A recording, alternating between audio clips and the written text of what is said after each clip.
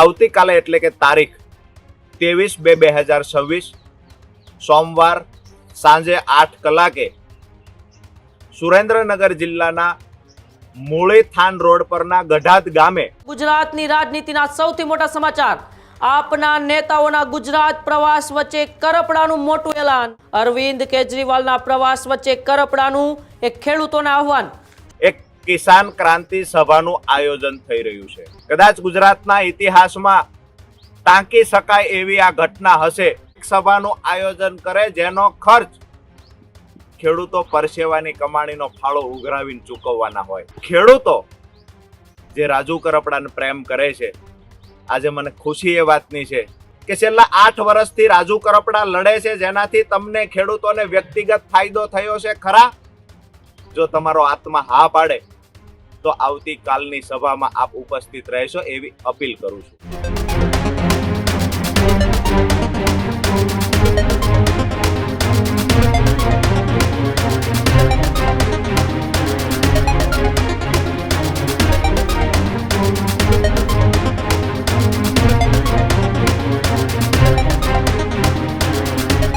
ગુજરાતની રાજનીતિના સૌથી મોટા સમાચાર, આપના નેતાઓના ગુજરાત પ્રવાસ વચ્ચે કરપડાનું મોટું એલાન.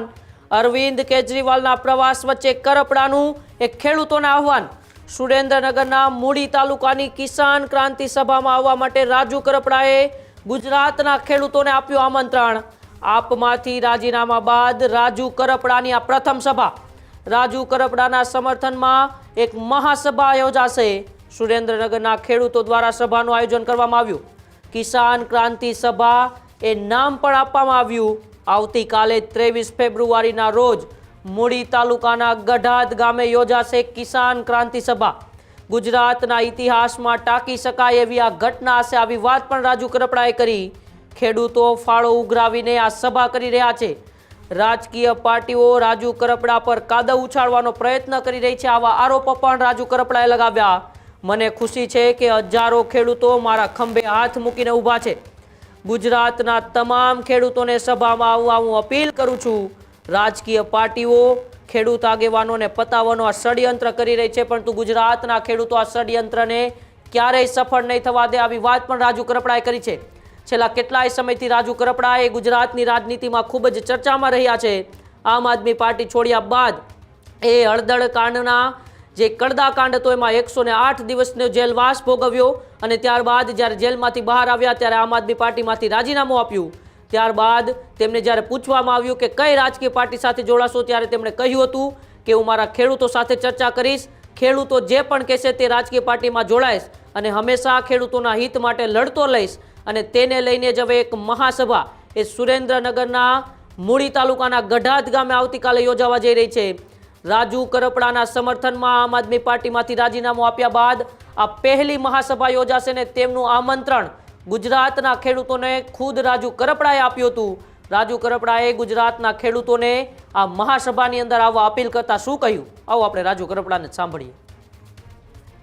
નમસ્કાર સાથીઓ, જય કિસાન. હું તમારો ભાઈ રાજુ કરપડા. આવતીકાલે એટલે કે તારીખ 23/2/2026 સોમવાર સાંજે 8 કલાકે સુરેન્દ્રનગર જિલ્લાના મૂળી થાન રોડ પરના ગઢાદ ગામે મૂળીથી 6 કિલોમીટર દૂર એક કિસાન ક્રાંતિ સભાનું આયોજન થઈ રહ્યું છે. કદાચ ગુજરાતના ઇતિહાસમાં ટાંકી શકાય એવી આ ઘટના હશે કે કોઈ એક વ્યક્તિ માટે ખેડૂતો ફાળો ઉઘરાવી અને એક સભાનું આયોજન કરે જેનો ખર્ચ ખેડૂતો પરસેવાની કમાણીનો ફાળો ઉઘરાવીને ચૂકવવાના હોય. આજે રાજકીય પાર્ટીઓ રાજુ કરપડા પર કાદવ ઉછાળવાના પ્રયત્ન કરે છે, પરંતુ ખેડૂતો જે રાજુ કરપડાને પ્રેમ કરે છે, આજે મને ખુશી એ વાતની છે કે અમારા ખેડૂતો આજે મારા ખંભે હાથ મૂકીને ઊભા છે. હજારો ખેડૂતો જે ફાળો ઉઘરાવી અને મારા સમર્થનમાં સભાઓ કરી રહ્યા છે, આનાથી મોટી ખુશીની વાત એક આગેવાન તરીકે બીજી કોઈ ના હોઈ શકે. તમામ ગુજરાતના ખેડૂતોને એક વિનંતી કરું છું કે તમારા આત્માને પૂછી લેજો કે છેલ્લા 8 વર્ષથી રાજુ કરપડા લડે છે, જેનાથી તમને ખેડૂતોને વ્યક્તિગત ફાયદો થયો છે ખરા? જો તમારો આત્મા હા પાડે તો આવતીકાલની સભામાં આપ ઉપસ્થિત રહેશો એવી અપીલ કરું છું. આજકાલ રાજકીય પાર્ટીઓ આક્ષેપો કરી જો પોતાની પાર્ટી સાથે ખેડૂત આગેવાન નથી તો ખેડૂત આગેવાનને ખરાબ ચિતરવાના પ્રયત્ન કરી રહ્યા છે.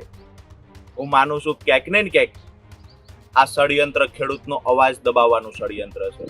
ક્યાંક ને ક્યાંક ખેડૂત આગેવાનને ખતમ કરવા માટેનું ષડયંત્ર છે. પરંતુ સુરેન્દ્રનગર જિલ્લાના ખેડૂતો સ્વયંભૂ આગળ આવ્યા છે કે આવનાર સમયમાં ખેડૂતોનો અવાજ બનીને રાજુ કરપડા લડે. એના માટે આજે રાજુ કરપડાને હિંમત પૂરી પાડવાનું કામ સુરેન્દ્રનગર જિલ્લાના ખેડૂતો કરી રહ્યા છે. ત્યારે તમામ સૌરાષ્ટ્રના ખેડૂતોને, તમામ જિલ્લાઓના ખેડૂતોને વિનંતી કરું છું, આપ પણ આવો. સામાજિક અને ધાર્મિક આગેવાનોને પણ વિનંતી કરીએ છીએ કે ગઢાદ ગામે જ્યારે હજારો ખેડૂતો એકત્રિત થઈ રહ્યા છે, ખેડૂત સંગઠનની તાકાત બતાવવાનો જ્યારે પ્રયત્ન થઈ રહ્યો છે, ત્યારે આપ પણ સહભાગી બનો અને આવનાર સમયમાં જે પણ પ્લેટફોર્મ પર ઊભા હશું, ખેડૂતો માટેની લડાઈ મજબૂતાઈથી લડતા હશું. જય કિસાન.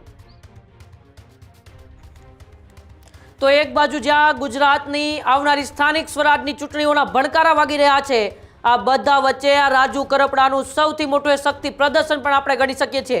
આમ આદમી પાર્ટીમાંથી રાજીનામું આપ્યા બાદ અનેક વખતે ચર્ચાઓ થઈ કે રાજુ કરપડા કઈ રાજકીય પાર્ટી સાથે જોડાશે, પરંતુ અનેક વખત રાજુ કરપડાનો એક જ જવાબ હતો કે હું મારા વિસ્તારના ખેડૂતોને, મારા ગુજરાતના ખેડૂતોને પૂછીને આ નિર્ણય લઈશ. અને હવે આખરે કદાચ જ્યારે આમ આદમી પાર્ટીના રાષ્ટ્રીય સંયોજક અરવિંદ કેજરીવાલ, ભગવત માન, આ તમામ નેતાઓ ગુજરાતના પ્રવાસે છે, પરંતુ આ બધા વચ્ચે આ રાજુ કરપડા શક્તિ પ્રદર્શન કરી રહ્યા છે. આવતીકાલની આ ખેડૂત મહાસભાની અંદર રાજુ કરપડા કઈ રાજકીય પાર્ટીની અંદર જોડાશે તેનો સૌથી મોટો નિર્ણય આવી શકે છે કે નહીં, તેમની ઉપર પણ સૌની નજર રહેલી છે. અને ગુજરાતની રાજનીતિમાં આવનારી સભાઓ પછી શું નવા વળાંકો આવશે તેમની ઉપર પણ અત્યારે ગુજરાતના લોકો નજર રાખીને બેઠા છે.